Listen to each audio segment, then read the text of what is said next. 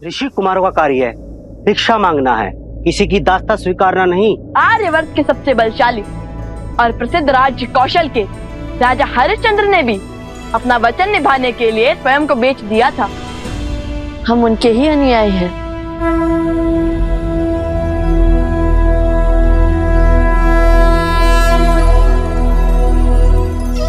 अपना सर्वस्व त्याग कर महाराज हरिश्चंद्र काशी पहुंचे। काशी में जैसे तैसे उन्होंने अपना जीवन यापन किया। उनके पास ना खाने को कुछ था और ना पहनने को, बस साथ थी तो रघुकुल की रीत और परिवार की प्रीत, और साथ में चिंता की समय बीता जा रहा है और महर्षि विश्वामित्र की मांग कैसे पूरी की जाए। प्रणाम ऋषि।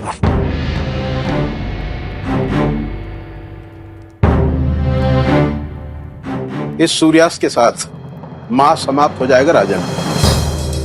मेरा दान अभी शेष है। स्वामी, यदि मुझे बेचकर आपका वचन पूर्ण हो सके तो मैं सज्ज हूँ। नहीं, तुम्हारा लालन पालन पति होने के नाते मेरा कर्तव्य है।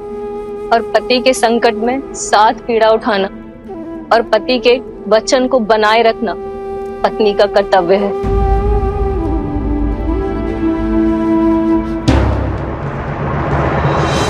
राजा हरिश्चंद्र ने ऐसा दुखदाई कार्य भी किया।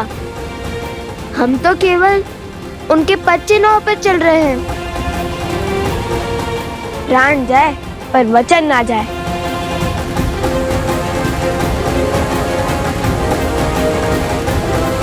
तो ठीक है, आज से कर चुकने तक तुम दोनों मेरे दास हुए।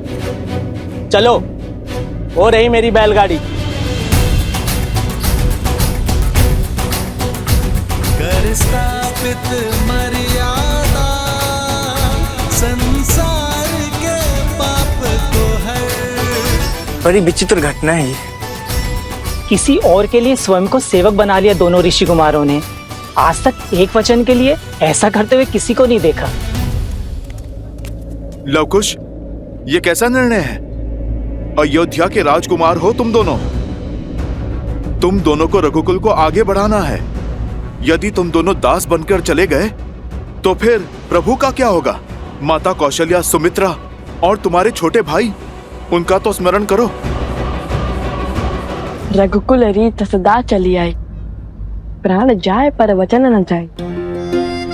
रघुकुल की रीत ही तो पूर्वजों की सीख है हनुमान जी। क्या आपको लगता है कि पिताश्री ये बात जानकर संतुष्ट होंगे कि हमने अपना वचन तोड़ दिया?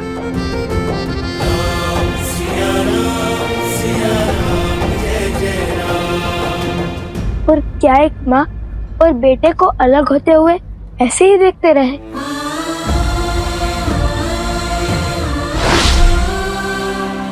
संतान के लिए माता के बिना जीने से बड़ा और कोई दुख हो सकता है हनुमान जी?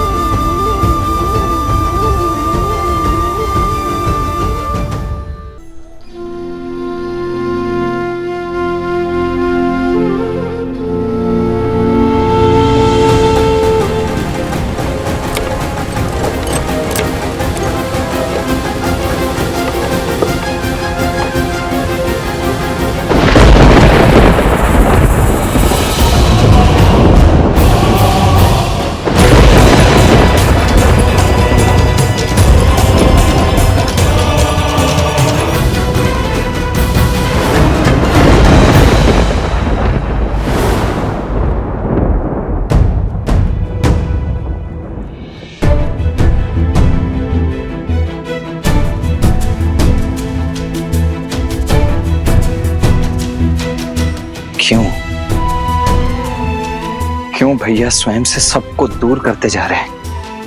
पहले ऋषि कुमारों को स्वयं से दूर भेज दिया, फिर अब भरत भैया को भी शत्रुघ्न के पास भेज दिया है। मंशा क्या है भैया की?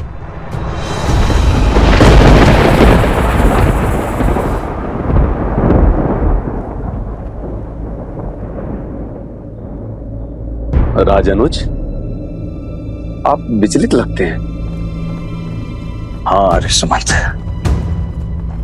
मन बड़ा विचलित सा हो रहा है। ऐसा प्रतीत हो रहा है जैसे कोई घोर अनिष्ट रघुकुल की बाट जो रहा है। जब तक श्री राम का सानिध्य है कुछ अनुचित नहीं होगा राजानुज। कदाचित सभी बालकों के चले जाने से अब विचलित है बस। कुछ क्षण मंदिर में बैठिए, मन शांत होगा। यहाँ की चिंता मुझ पे छोड़ दीजिए।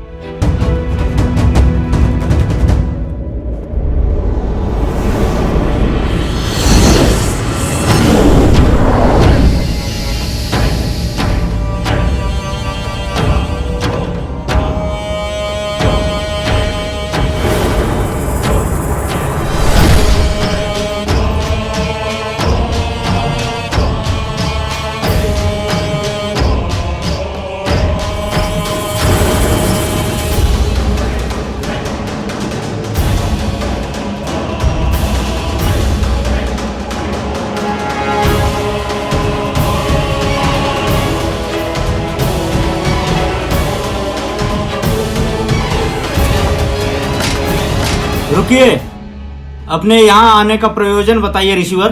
इतना पर्याप्त नहीं कि एक बैरागी श्री राम से मिलना चाहता है, उनसे शीघ्र मिलना आवश्यक है। अवश्य ऋषिवर, किंतु आज महाराज का सभी साधु सन्यासियों से एकांत में मिलने का, उनके दुख सुख समझने का दिन है। ये सभी आपसे पूर्व श्री राम से भेंट की बाट जोर है। क्षमा करें, इनकी प्रतीक्षा से मुख मोड़ के इनसे पूर्व आपको आगे जाने देना उचित नहीं होगा।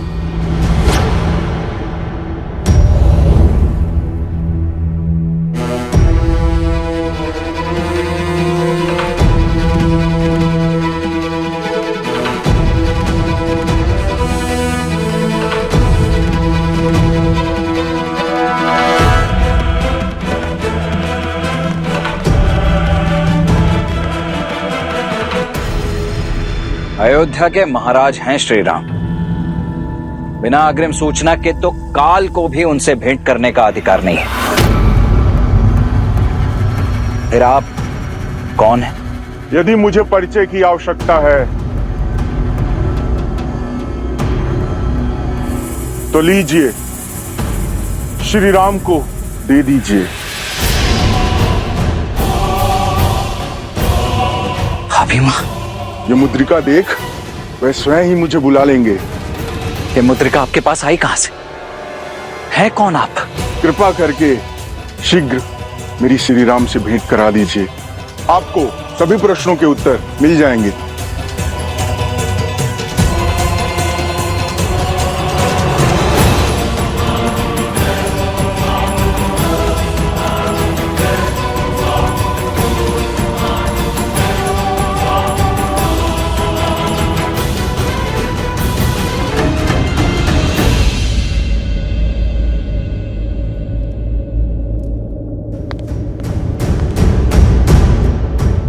भैया, जन्म जन्म का है ये संगम, राम रतन सीता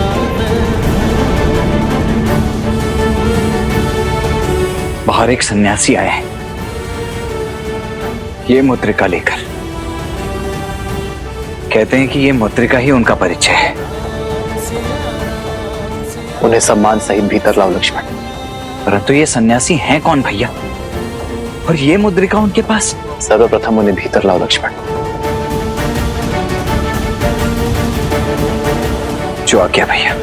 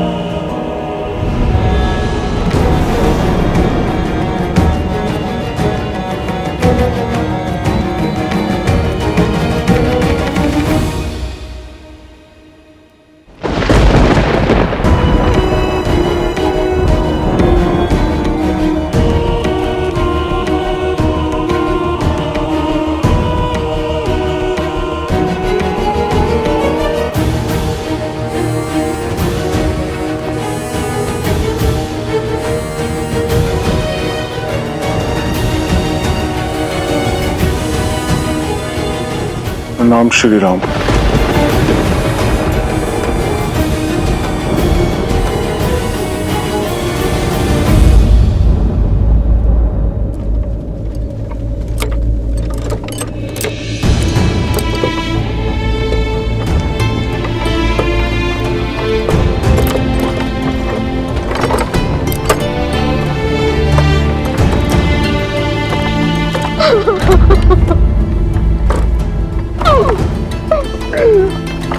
प्रभु रुकिए, रुकिए, रुकिए, प्रभु रुकिए।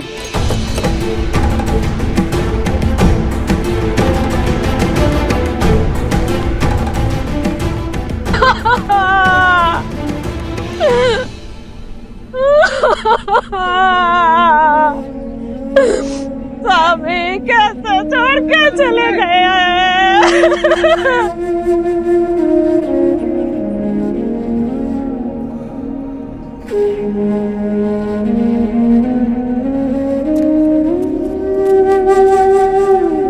ये माता इतनी पीड़ा में है, विलाप कर रही है, अपने पति को भी खो चुकी है, फिर भी इनकी सहायता के लिए कोई आगे क्यों नहीं आ रहा है? क्योंकि सबको अपने प्राण प्रिय हैं। इनके पति को स्पर्श जन रोग था, कल से यहाँ बैठी हैं, किंतु कोई आया नहीं इनके अंतिम संस्कार के लिए। पर रोगी की तो सहायता करनी चाहिए ना। ये रोग से ग्रस्त था, बाकी सब भय से। भय कहीं संक्रामक रोग उन्हें ना हो जाए।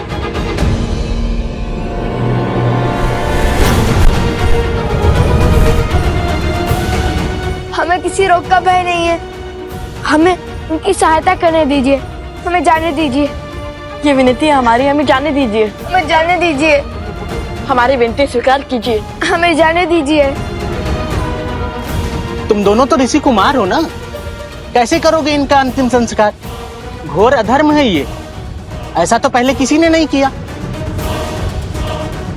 बोलो, कैसे धोओगे ऐसा पाप? किंतु किसी असहाय की सहायता करना तो सबसे बड़ा पुण्य का कार्य होता है ना, इसमें अधर्म कैसा? मानव तो समाज की डोर से बंधा हुआ होता है, उसे जीवन में और जीवन के पश्चात भी दूसरे मनुष्यों की आवश्यकता होती है। और ऐसा पहले भी हुआ है, जब कौशल राज्य के महाराज राजा हरिश्चंद्र ने भी अपना जीवन एक चंडाल की भांति व्यतीत किया था। अपनी पत्नी और अपने पुत्र को बेचने के बाद भी जब वे महर्षि विश्वामित्र का ऋण न चुका पाए, और तब उन्होंने स्वयं को ऋषिवर को बेच दिया और उन्होंने उन्हें एक चंडाल का दास बना दिया।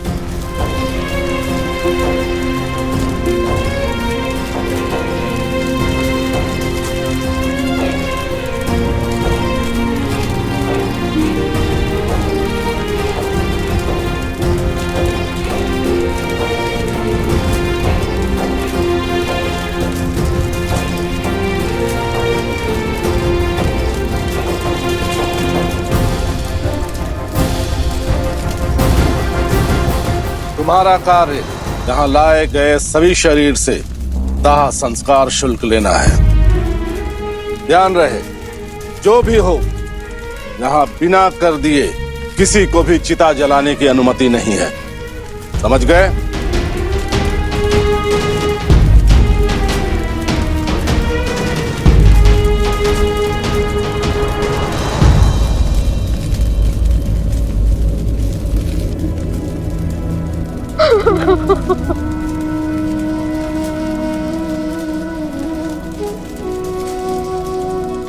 साक्षात माता सीता और प्रभु श्री राम की प्रति छाया है लवकुश। जितने सुंदर स्वयं हैं, उतने ही सुंदर उनके संस्कार।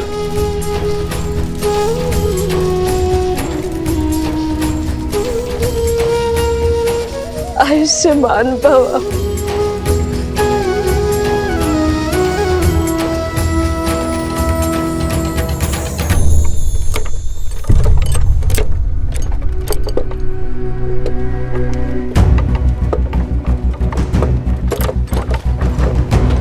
इतनी तीव्र धूप, बहुत तप रहा है आज सूरज।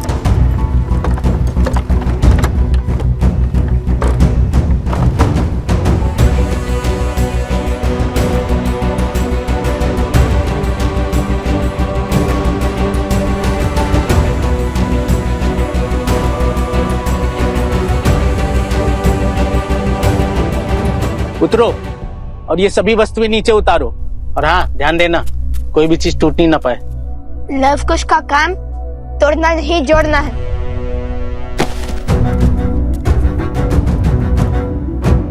प्रभु, ये सब कहाँ जा रहा है? चलो तुम सामान उतारो।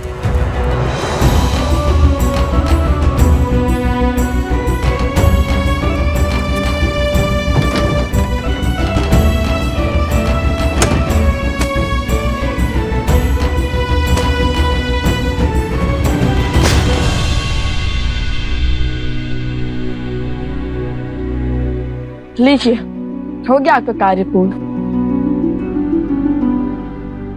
बताइए ना, ये सब लोग क्यों जा रहे हैं? मलेच्छों का भय का दृश्य है ये। सबको अपनी पूर्वजों की भूमि को छोड़कर जाना पड़ रहा है। वर्षों पुरानी कथा है। इस गांव के चौओर जो घना जंगल देख रहे हो, इन्हीं वनों में मलेच्छों का राज है। वे मलिच्छ जिनकी भूख कभी तृप्त नहीं होती। कहते हैं वो भी पहले यहाँ मुख्य भूमि पर रहा करते थे, लेकिन अपनी असामाजिक गतिविधियों के कारण राजा मनु ने उन्हें देश निकाला का शाप दे दिया। घने वनों के अंधकार में रहने का आदेश दिया, हमारी सीमा से दूर।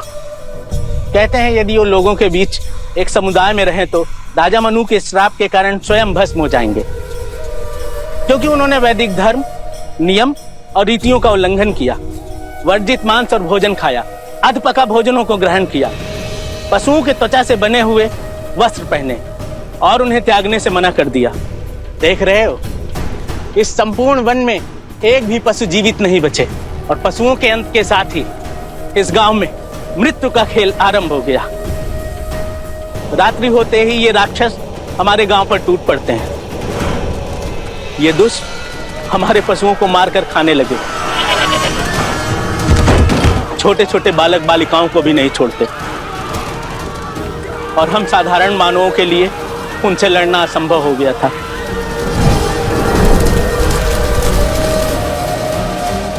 हम सब ने अपनी अपनी सुरक्षा का भार उठा लिया और वो हम पे आक्रमण ना करें, इसलिए सप्ताह में एक बार उन्हें भेंट भेजना प्रारंभ कर दिया। पहले तो पास के गांव से पशुओं को क्रय कर लिया जाता था। जब वो भी नहीं बचे तो उन्होंने हमारे गांव पे आक्रमण करना प्रारंभ कर दिया। लगता है शीघ्र ही हमें भी अपनी पूर्वजों की भूमि को त्यागना पड़ेगा। श्री राम, मैं चाहता हूं कि हमारी ये भेंट संसार के लिए गोपनीय रहे। इसे तीनों लोक में कोई ना सुन पाए। लक्ष्मण जी भैया, हम दोनों एक महत्वपूर्ण चर्चा में हैं। जब तक ये समाप्त ना हो, जब तक मैं आज्ञा ना दूं, तब तक कोई इस कक्ष के भीतर नहीं आएगा। और यदि आया तो नियमानुसार महाराज राम उसे जो भी दंड देंगे उसके लिए वही निर्धारित होगा। जो इस आज्ञा का उल्लंघन करेगा, मैं उसे मृत्यु दंड दूंगा।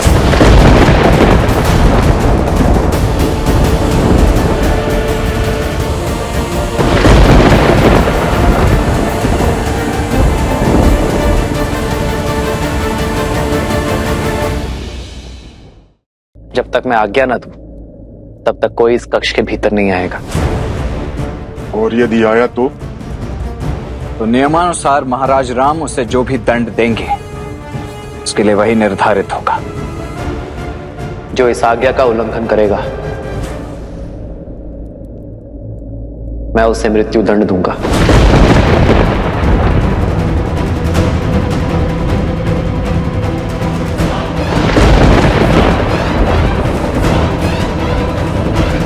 और बात यहां तक ना पहुंचे, यह सुनिश्चित करना तुम्हारा कर्तव्य है लक्ष्मण।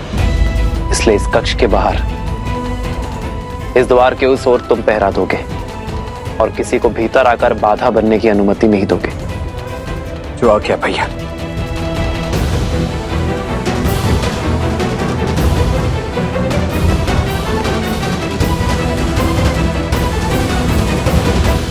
आपके यहां आने का अर्थ समझता हूं मैं, और यह भी जानता हूं कि काल का चक्र बड़ी तीव्रता से आगे बढ़ रहा है।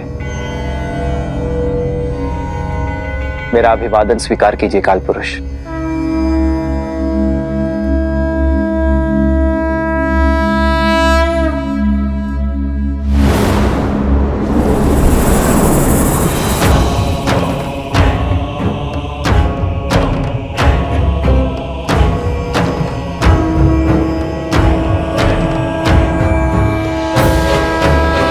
अयोध्या का हर कोना देख लिया, धर्म का हर रंग भांप लिया, किंतु आपके परम भक्त, परम सेवक श्री हनुमान के दर्शन नहीं कर पाया।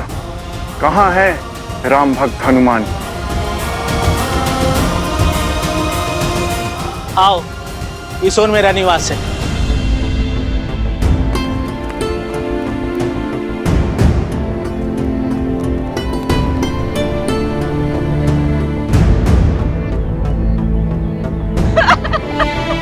सुचिता, सुचिता, सुचिता, क्या हुआ सुचिता? पुत्र, कहाँ है मेरा पुत्र? कहाँ है हमारा पुत्र सुचिता? कुछ बोलती क्यों नहीं? कहाँ है हमारा पुत्र? साहूकार, कल रात मलेच्छों का आक्रमण हुआ था, वो तुम्हारे पुत्र को भी उठा ले गए। इसी कारण सब लोग गांव छोड़कर जा रहे हैं।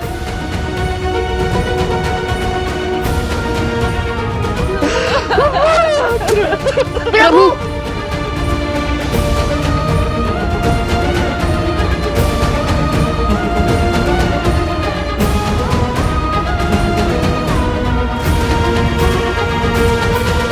रुकिए, रुकिए, रुकिए, आप सुनिए।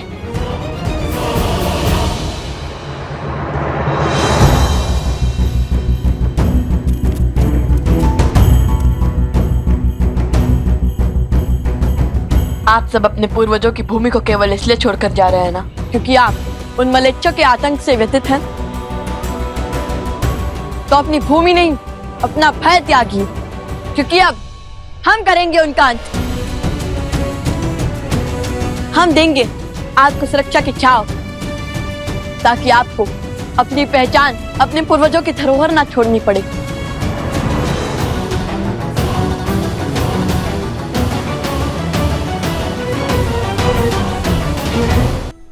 क्या तुम तो एक साधारण ऋषि कुमार हो? तुम हमें उन सर्वशक्तिशाली मलेच्छों से मुक्त कैसे करा सकते हो? जानते हैं, इसलिए केवल हम नहीं, आप सब करेंगे उनसे युद्ध। ये अधिकारों का द्वंद्व है और इसमें भाग तो लेना ही होगा। चलिए एक साथ उनसे लड़कर अधर्म के क्षेत्र में धर्म की ध्वजा लहराते हैं। हम सब तुम्हारी बातों में आकर अपनी प्राण दांव पर लगा दें, चल दे तुम्हारे पीछे उन बलशाली मलेच्छों से लड़ने के लिए।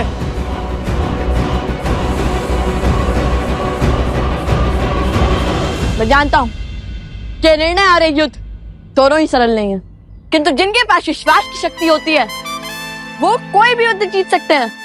चलो मित्रों, आगे बढ़ो। ये दो नन्हे बालक स्वयं को अत्यधिक बलशाली समझ रहे हैं। ये स्वयं तो मरेंगे और हमें भी मरवाएंगे। भैया, ये तो हमारे पल पर संदेह कर रहे हैं। चलिए इन्हें अपना सत्य बता देते हैं, अपना परिचय दे देते हैं। नहीं नहीं नहीं, अभी हम इस समय केवल एक दास हैं, कुछ भी नहीं। हाँ हाँ, तुम मेरे दास हो, मेरे आज्ञा का पालन करना तुम्हारा कर्तव्य है। जाओ जाओ, मेरे पुत्र को शीघ्र लेके आओ। यदि तुम दोनों ने ये कार्य संपूर्ण किया तो मैं तुम्हारा ऋण क्षमा कर दूंगा और अपनी दासता से तुम्हें मुक्त कर दूंगा।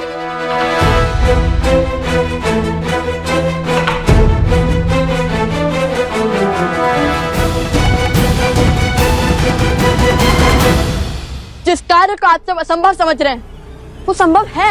हमें एकजुट होकर हमारी एकता की शक्ति को जागृत करना होगा और अधर्मी और अवैधिक शक्ति को मिटाना होगा। मैं जानता हूँ कि आपका मन भय से ग्रसित है, किंतु यदि आज आपने अपने अधिकारों के लिए ध्वनि नहीं उठाई तो पूरा जीवन आपको सिर झुकाकर जीना होगा। अपने घर, अपनी भूमि, अपने पूर्वजों की धरोहर से भिन्न रहकर जीना होगा।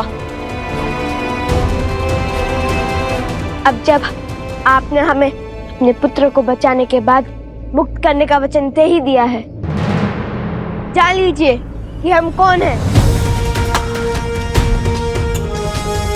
कदाचित तब आप हमारा साथ देने के लिए सज्ज हो जाए, भय के स्थान पर विश्वास जगा पाए।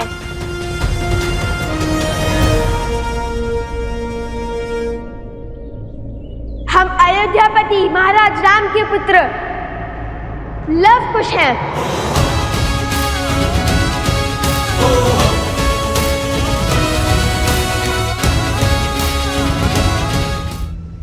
ये क्या महादेव, काल पुरुष का अयोध्या में पग रखने का और श्री राम से मिलने का क्या अर्थ है? काल पुरुष की रचना नारायण और शिव के अंश से हुई है और इस संरचना का कार्य है काल को गतिमान रखना, युगों को बदलना। युगों के बदलने के इस कर्म से ही इस संसार में संतुलन बना रहता है। त्रेता युग के समाप्त होने और द्वापर युग के आरंभ होने का समय आ रहा है।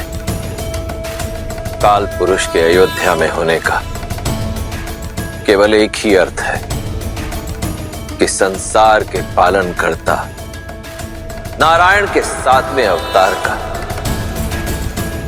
धरती पर अब समय समाप्त होने को है।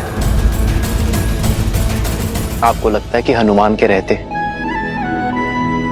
काल चक्र का लेखा जोखा रखने वाले काल पुरुष मुझ तक पहुंच पाते, अयोध्या में अपने पग रख पाते? यमराज का संदेश लेकर मेरे राज्य तक पहुंचना, मुझसे भेंट करना यह असंभव का संभव होने के समान है। यदि हनुमान को इसकी भनक लगी तो महाबली किस रूप में आ जाएंगे और कितना प्रलय मचाएंगे ये तो मैं भी नहीं जानता काल पुरुष। और इसी कारणवश मैंने हनुमान को लवकुश के साथ अयोध्या से बहुत दूर भेज दिया।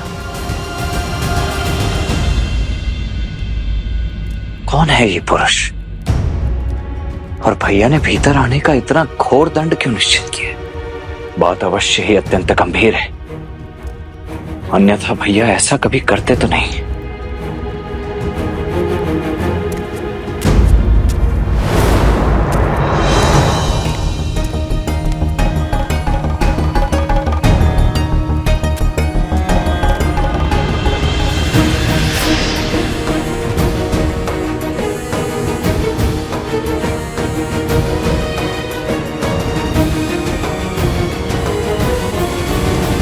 ये दोनों मिथ्या कहते हैं, ये भला राजकुमार कैसे हो सकते हैं? हमें तुम पर विश्वास नहीं। हमें तुम पर विश्वास नहीं है।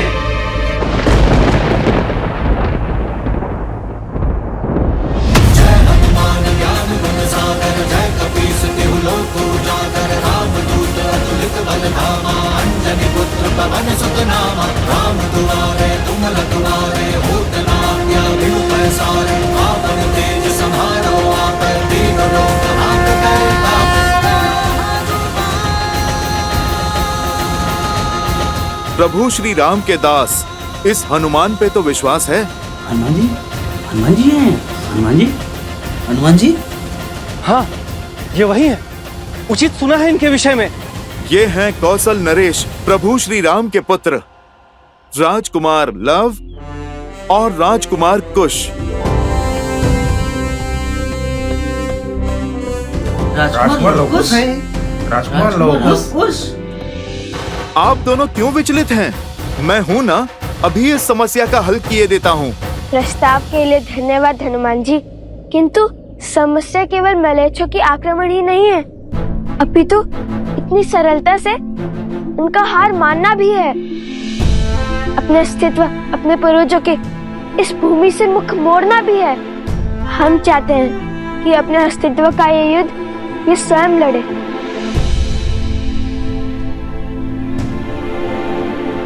अब आप सत्य जान चुके हैं, तो बताइए, आप सब सज्ज हैं युद्ध के लिए?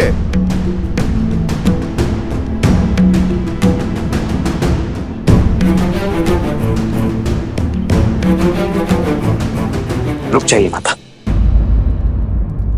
भैया का आदेश है कि इस समय भीतर कोई भी नहीं जा सकता। पुत्र, मैं मंदिर से आ रही हूँ। आज राम के लिए विष्णु भगवान के समक्ष आज विशेष अनुष्ठान करवाया था, बस उसी का प्रसाद देने जा रही हूँ। ऐसे शुभ कार्य में बाधा नहीं बनते। हटो मेरे मार्ग से। माता, मैं एक माता का मन समझता हूँ माता, परंतु आज आपको भी अपने इस पुत्र की दुविधा समझनी होगी। समझने का प्रयास कीजिए। इस समय भैया के समक्ष जाना उचित नहीं है। महाराज का आदेश है माता कि इस समय उनसे कोई भी भेंट नहीं कर सकता।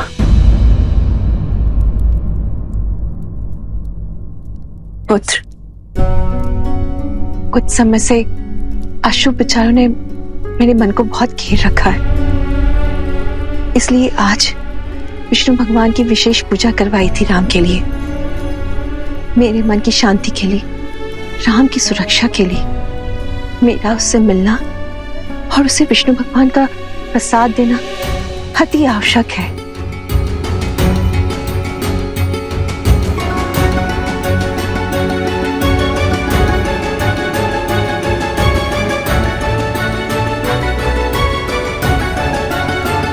माता, आज तक अपने भैया का दिया हुआ प्रत्येक कर्तव्य पूरी निष्ठा से निभाता आया हूं मैं, और आज भी निभाऊंगा। उनकी इस भेंट में किसी भी प्रकार का कोई व्यवधान आने नहीं दूंगा मैं, क्योंकि यदि ऐसा हुआ तो उससे सबसे अधिक पीड़ा भैया को ही होगी, जिससे आप भी प्रसन्न नहीं रह पाएंगी माता। इसीलिए मेरी आपसे ये हाथ जोड़कर विनती है, निवेदन है, कृपा करके इस समय यहां से लौट जाइए।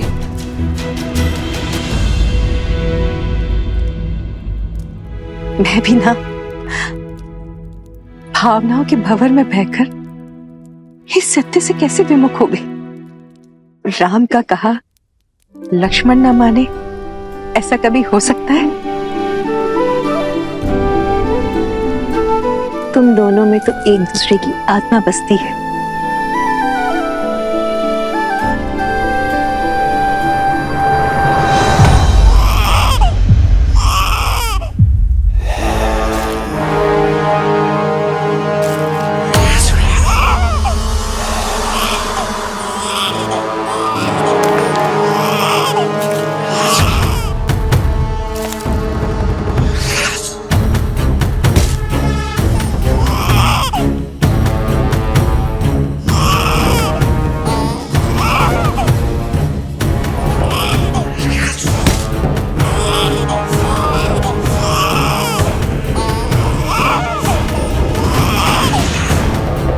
लो पुत्र, इसका संहार करके हम सब की भूख शांत करो।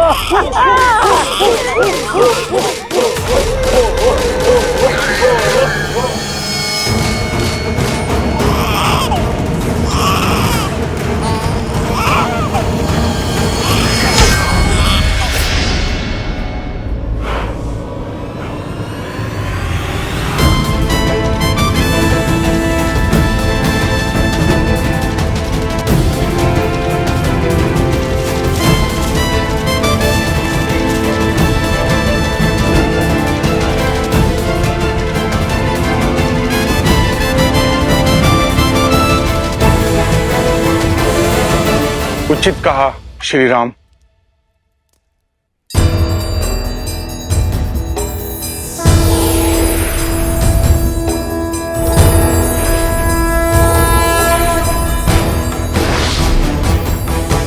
समय समीप है, त्रेता युग अंत की ओर जा रहा है। युग परिवर्तन होने वाला है।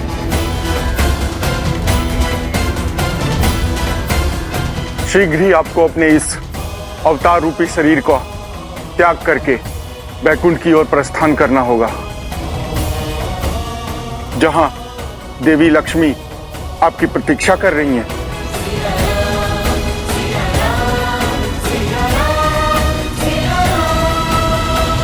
और यहाँ जो मेरे कार्य शेष है उनका क्या? लवकुश और बाकी सभी वंशज कुछ ही समय में शीघ्र ही कौशल को संभालने योग्य हो जाएंगे। जैसे ही आपका ये कार्य संपूर्ण होगा, वैसे ही आपको अपना ये शरीर त्यागना होगा और उससे पूर्व बैकुंठ में आपकी सैया को सज्ज होना होगा।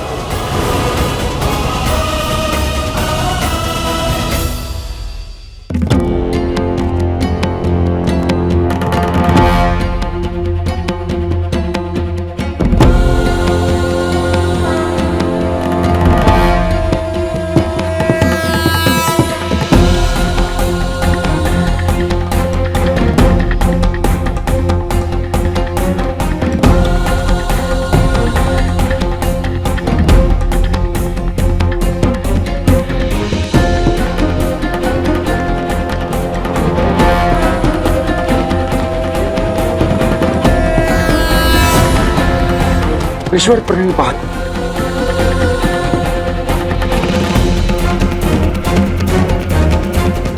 ये यहां और इस समय कहीं क्रोधित ना हो जाए।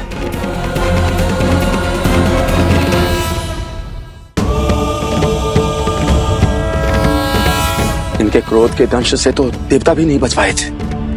जाओ शीघ्र जाओ, सभी को सूचित कर दो, ऋषिवर की स्वागत की तैयारी करो। अरे आगे से नहीं, पीछे की मार्ग से जाओ। ऋषिवर के सामने से जाने की कभी भूल भी मत करना। जाओ।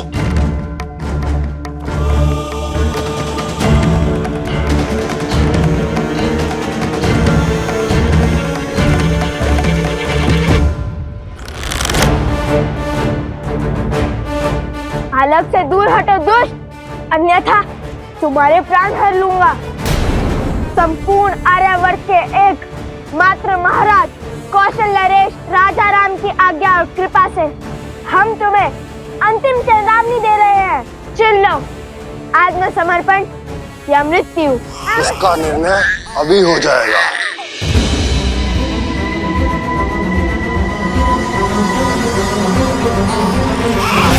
पुत्र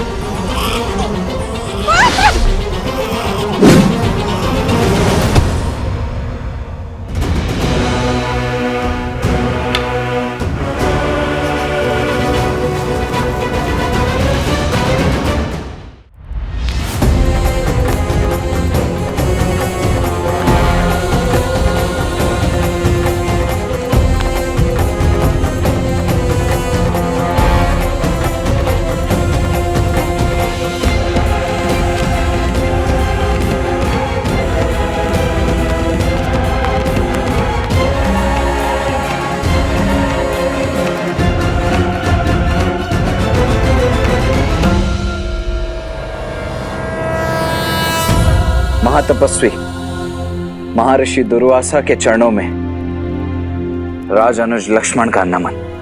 यशस्वी भव। आज्ञा करें देव, ये लक्ष्मण आपकी सेवा में प्रस्तुत। मुझे अयोध्यापति श्री राम से भेंट करनी है इसी क्षण। जब तक मैं आज्ञा न दूं, तब तक कोई इस कक्ष के भीतर नहीं आएगा। जो इस आज्ञा का उल्लंघन करेगा, मैं उसे मृत्यु दंड दूंगा।